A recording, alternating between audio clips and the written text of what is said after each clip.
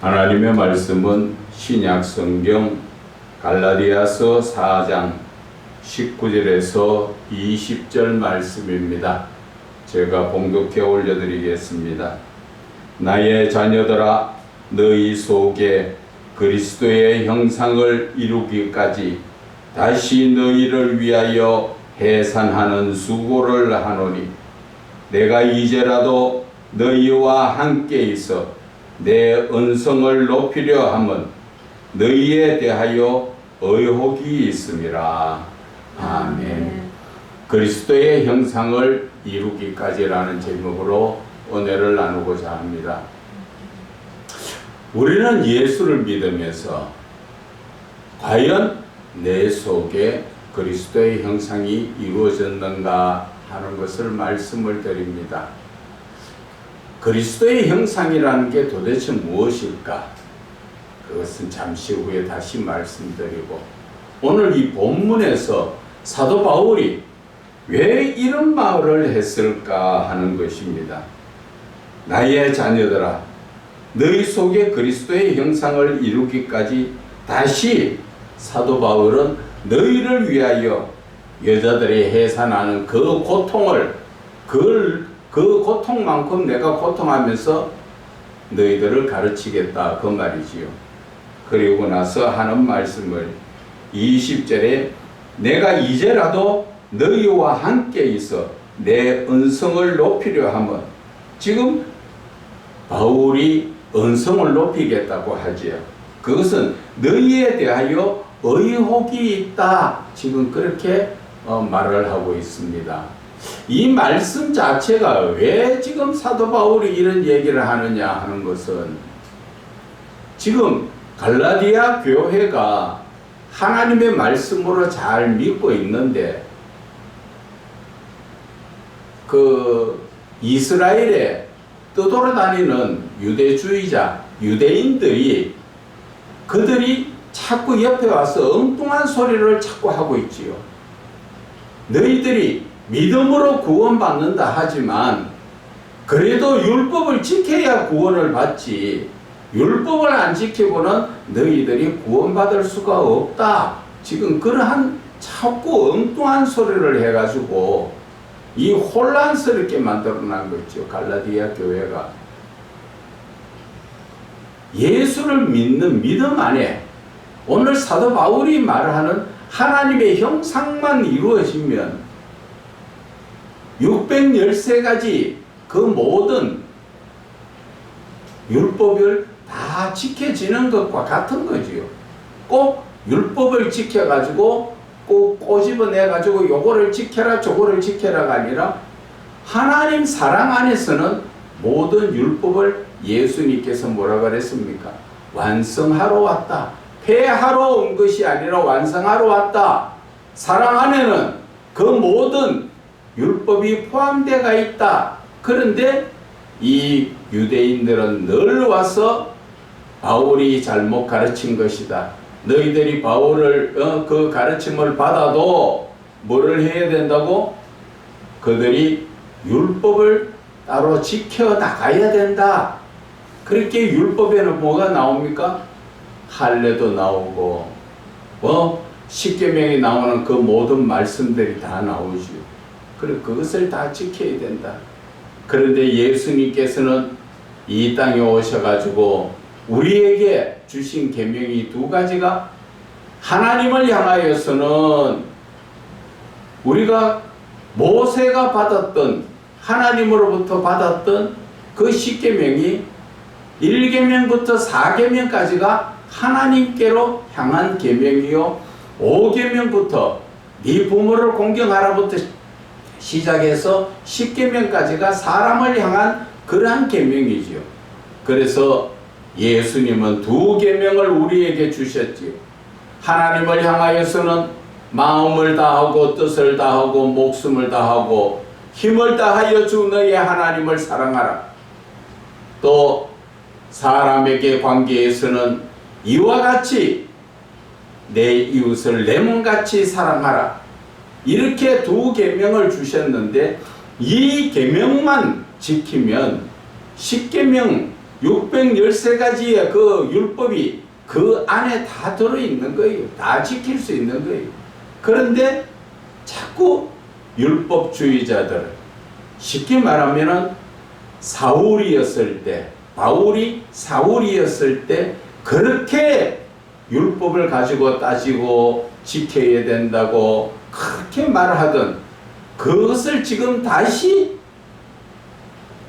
지금 갈라디아 교회에 바울이 없으니까 그들이 들어와서 자꾸 이 복음을 혼탁하게 만들고 있다는 것입니다. 그래서 사도 바울은 한마디로 그것을 정리를 한 것이 뭐예요? 그것이 바로 너희 속에 그리스도의 형상을 이루어야 한다. 그런데 우리가 우리의 마음 속에 그리스도는 예수잖아요.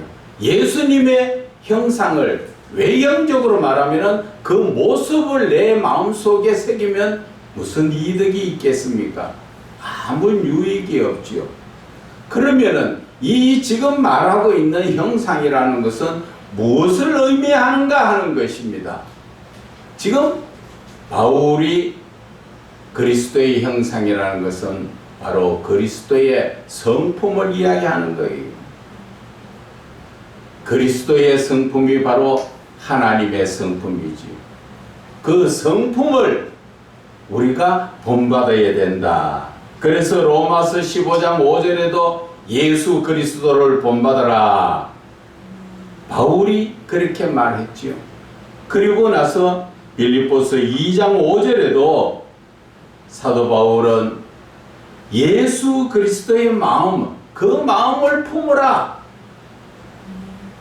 그 마음이 무엇을 이야기합니까? 바로 성품을 이야기하는 거예요.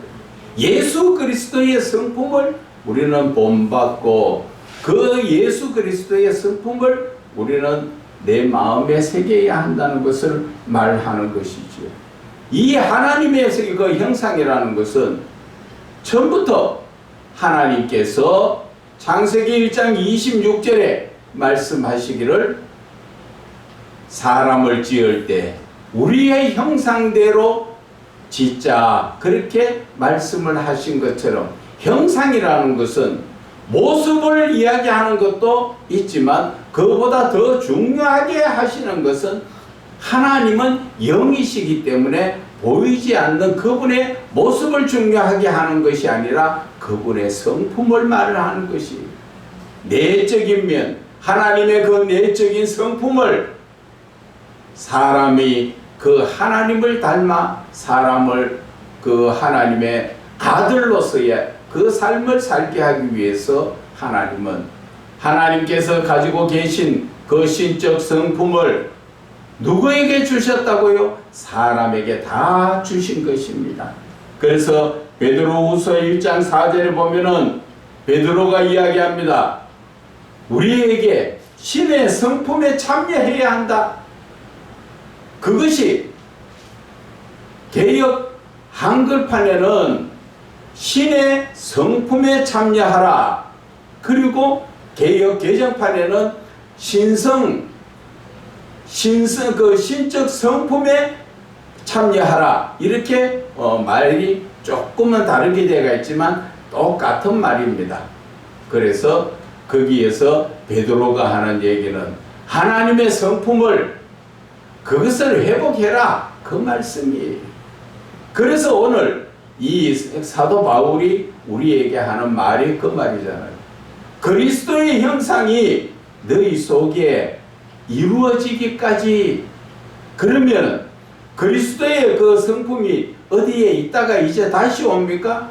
그게 아니고 우리가 처음에 창세기 2장 7절에 하나님께서 사람을 지으시고 그 코에 생기를 부어 넣어 주실 때 하나님이 이미 하나님의 성품 중에서 공유의 성품, 하나님께서 나누어 주신 그 성품 중에 우리가 대표적으로 보면은 거룩성이나 또 사랑이나 또 의로움, 그리고 성령의 9가지 열매의 성품, 그 외에도 많은 하나님의 성품을 사람에게 주셨습니다. 하나님께서 한번 주신 것은 없어지는 게 아니에요. 하나님께서 우리에게 하나님의 영을 우리에게 주신 것처럼 그 영이 없어집니까? 육신은 망가져가 버려져도 그 영은 살아있듯이 하나님께서 주신 그 신적 성품도 살아있는데 그게 변질됐다는 것이에요. 죄로 인해서 하나님의 거룩성이 에덴 동산에 있을 때 그 거룩성이 죄가 들어옴으로 거룩성이 죄성으로 바뀌어버렸고 하나님의 아가페적 사랑이 죄가 들어옴으로써 에로스 사랑으로 바뀌어버렸다는 것이지. 그래서 이 땅에 예수 그리스도께서 오시는 그 예수님의 공로에 힘입어서 십자가 보혈에 힘입어서 우리는 다시 한번 죄성이 거룩성으로 변화되어야 되고 또한 에로스 사랑이 아가페 사랑으로 바뀌어져야 되는 것. 그래서 오늘 사도 바울이 말하는 것이 뭐라고 말합니까? 바로 너희 속에 우리의 마음 속에를 이야기하죠. 너희 마음 속에 그리스도의 형상 바로 하나님의 거룩한 신적 성품으로 바뀌어지기까지 다시 너희를 위해서 내가 해산하는 수고를 하겠다 하는 것이지요. 해산하는 수고가 말이 해산하는 것이지만 얼마나 그것이 힘든 과정입니까? 그래도 사도 바울은 자기만 하나님에 대해서 알고 마는 것이 아니라 예수가 얼마나 좋은지 그 좋은 예수를 세상에서 제일 고상한 예수를 전하기 위해서 바울은 이렇게 수고하고 해산하는 그 고난을 당하면서도 우리에게 전해주시는 것입니다. 그런데 저와 여러분들의 삶은 어떻습니까? 우리의 신앙적 삶에는 그리스도의 형상이 없지요. 내 마음속에 보면은 예수를 믿는다 하는 사람들이 모두가 하나님의 형상이 내 속에 하나님의 신적 성품이 내 속에 있어야 하지만 대부분 그 마음 속에는 빈 껍질이죠. 속이 빈 껍질입니다. 사랑이 없다는 것입니다. 지금 예수 믿는 사람들 가운데 올바르게 사랑을 가지고 하나님의 사랑을 그대로 전하면서 행하는 자가 과연 얼마나 있느냐는 것입니다. 대부분 하나님의 사랑이 없어 모습만 예수 믿는 사람 같지만 속이 빈 강정이나 마찬가지로 내 속에는 정말 사랑이 없고 하나님의 신적 성품이 없고 세상에 악한 그러한 성품이 가득 차가 있다는 것이죠. 예수를 그렇게 고상하게 여기는 바울이 봤을 때는 눈이 뒤집어질 정도예요. 그가 율법을 위해서 자기 목숨을 걸고 그렇게 율법 지키기에 올인했었는데 예수를 만나고 나니까 예수님의 그 사랑을 배우고 나서 사도 바울은 복음을 전하면서 그렇게 많은 매를 맞고 죽을 뻔했지만 그가 그 문제 가지고 거론하며 시간 끄는 적이 있습니까? 아무리 자기를 패고 죽었다고 내버려 놨지만 정신이 들어가지고도 누가 나 때렸느냐 고발해야 되겠다가 아니라 성내에 들어가서 복음을 전하는 것이지 않습니까? 자기 자신이 어떻게 되는 것이 중요한 것이 아니라 자기가 늦게라도 예수를 만나고 예수에 대해서 온전히 똑바로 알고 나니까 정말 예수를 믿는 믿음이 복되다는 것이지요. 어떻게 복됩니까? 예수를 믿으니까 의롭다, 죄가 있어도 의롭다 하나님은 인정해 주시고, 또 예수를 믿으니까 영혼의 구원을 받고, 영혼의 구원받은 자가 영원한 생명, 영생에 들어가는 그 길까지 다 열려져가 있더라는 것이죠. 이렇게 하늘 문이 열려져가 있는데 어찌 율법 지키는 것에만 매여가지고 천국도 가지 못할 거기에 매여가 사느냐? 그는 안타까워서 자기의 목숨이 죽어가는 위태로운 상황에서도 그는 예수 그리스도를 한 영혼이라도 더 전하기 위해서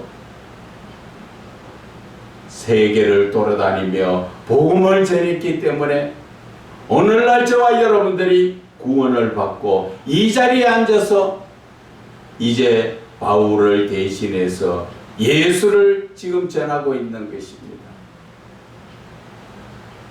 이제 저와 여러분들은 예수를 믿는다는 그 표식이 있어야 됩니다. 어떤 표식입니까? 그것은 바로 내 마음 속에 하나님의 사랑이 넘쳐야 되는 것입니다. 그것이 바로 예수를 믿는 자인 것입니다. 하나님의 사랑은 내가 받는 사랑입니까? 아니지요. 내가 어떠한 경우에 있더라도 상대편을 위해서 내가 헌신 봉사하는 사랑이라는 것을 우리는 깨달아야 하는 것입니다. 그것을 알지 못하고 내 욕심만 채우는 자는 말은 예수를 믿는다 하지만 그들의 삶은 사단을 믿는가 하고 똑같습니다. 사단이 주는 세상의 유혹에 끌려가지고 쾌락과 음란에 빠져 탐욕에 빠져 무언가 더 많이 가지고 더 즐거워야 되고, 그러다 보니까 음란한 성적인 문제에 빠지게 되어 있는 것입니다. 이제 사도 바울은 우리에게 다시 한번 말합니다. 그리스도의 형상을 이루기까지 다시 한번 수고하겠다. 그 말씀의 뜻은 사도 바울은 성경 13권을 썼습니다. 편지를 통하여 13권을 썼지만 그 편지를 통하여 우리는 어떻게 해야 영적인 눈을 뜨고 어떻게 해야 예수를 바르게 믿는가, 그 길을 가야 한다는 것이죠. 그래서 그리스도의 형상이 이루기까지 예수님한테 제가 묻습니다. 주님, 이 말씀이 뭐예요? 그것은 바로 하나님의 사랑을 말하는 것이다. 그러면 이 말씀 가지고 제가 어떻게 해야 합니까?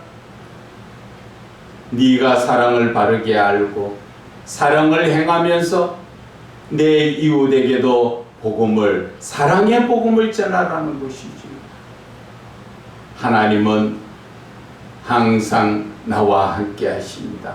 멀리 계신 주님이 아니라 지금 이 순간에도 나와 함께 하시면서 내가 무엇이든지 묻고 어떻게 할까요? 하면 하나님은 가르쳐 주십니다. 저와 여러분도 이제 하나님이 살아계신 것을 깨닫고 하나님이 먼데 계신 하나님이 아니라 나와 함께 하시는 하나님, 임마누엘의 하나님인 것을 우리는 마음에 새기고 그분과 영적 교제를 나누며 그분이 무엇을 말씀하시고 내가 그 말씀에 따라 어떻게 해야 될까를 항상 묵상 기도하며 물어가면서 언제나 믿음에 서시기를 주 예수 그리스도의 이름으로 축원을 드립니다.